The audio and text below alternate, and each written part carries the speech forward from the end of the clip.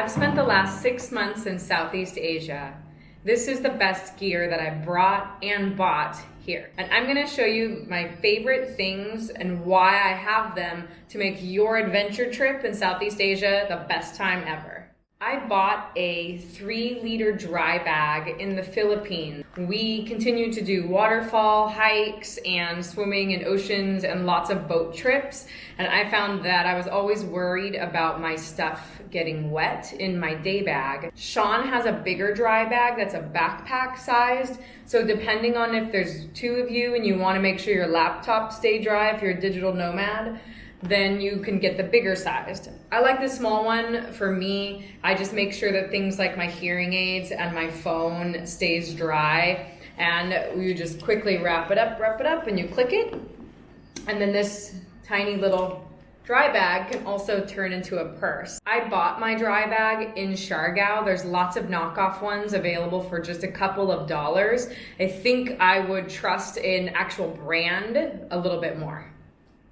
This is a rash guard. Really important piece of gear if you're an active traveler like me. I'm learning to surf. Really important to protect my body from getting a sunburn.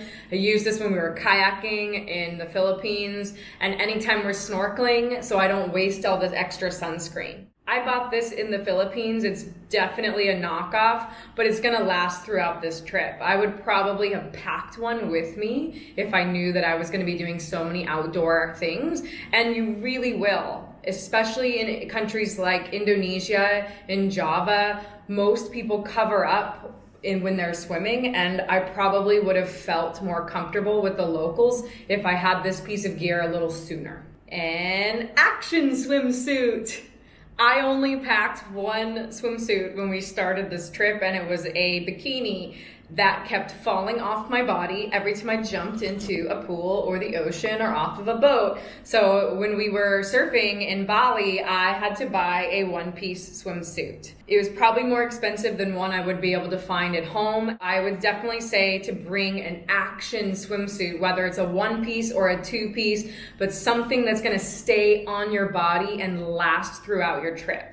This is this tiny purse that I bought from Muji. I have a fanny pack, and I found that if I wanted to feel a little fancy and dressier, or if I was in a city and I wanted to look more like a local and less like a backpacker, then I was so happy that I bought this little purse. It folds up into literally nothing in my bag. It's so stain resistant.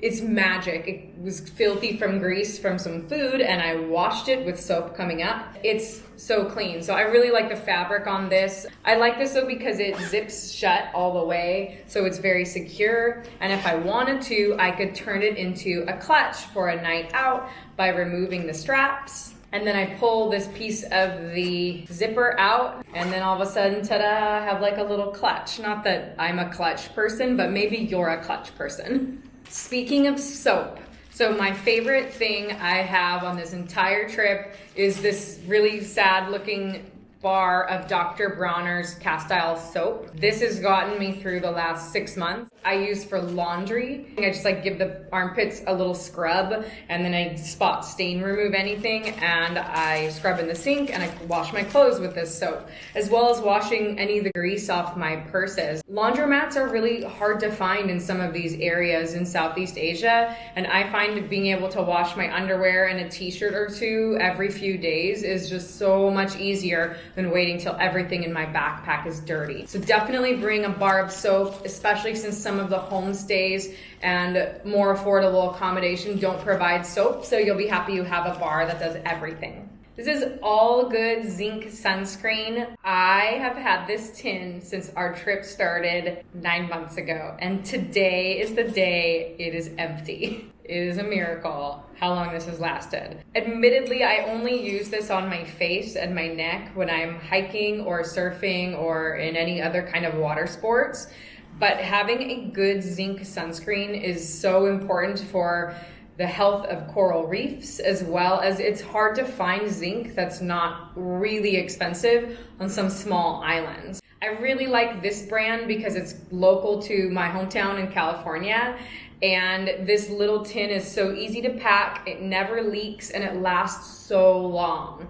All good sunscreen, SPF 50. A long skirt is something I bought in Indonesia because it's good for sun protection, it's good for bug protection, and you're gonna blend in like a local. A lot of these countries in Southeast Asia are very conservative, and showing your knees is a little disrespectful. So I bought this long skirt, and it goes down to my ankles. You don't need a skirt that's that long, but I definitely suggest something that's lightweight, flowy, and past your knees, and you'll just be more comfortable, especially on those really hot days, and all I can think of is I'm sweating, but I still need to be covered up. So get yourself a long skirt or buy one here. This is a button-up, long-sleeved linen t-shirt. This one is from The Gap. It is a boyfriend fit, so it's long enough that I could wear it as a beach cover-up, which I have. It's actually very handy that way. And I often just tie it in the front of my body when I'm using it for sun protection. A linen shirt is so valuable. Anytime we're going into a temple, you need to cover your shoulders, and this is much easier to have than a scarf or a sarong, and that I'm constantly adjusting and fiddling with. So I really like a linen shirt. Anytime I need sun protection, I throw this on. If I'm a little chilly, because maybe there's a little bit of wind, I can throw this shirt on too. And it dries super, super quickly. So when it gets gross, which is often, since I wear it almost every day, I just stomp on it in the shower doing laundry, and it dries within about an hour or two. The Z-Trail Zero sandals. I know a lot of people love flip-flop. I love flip-flops too, but then you need another pair of sandals to do some hiking or moving around and action stuff and walking in waterfalls. You could wear your flip-flops for those things, but I personally like a shoe that stays on my foot more.